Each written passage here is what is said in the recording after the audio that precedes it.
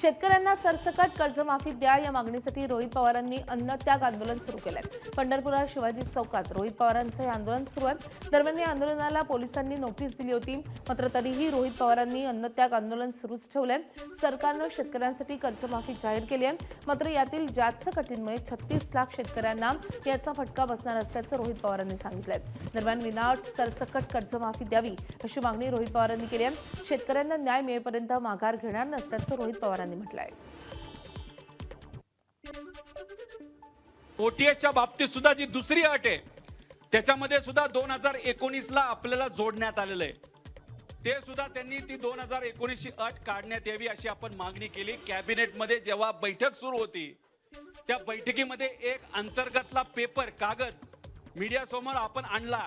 त्या कागदावर काय लिहिलेलं आहे, या सगळ्या अटी जर टाकल्या तर आपल्याला 35,000 कोटी रुपये द्यावे लागणार नाही, आपल्याला बरेच कमी मिळू शकतात।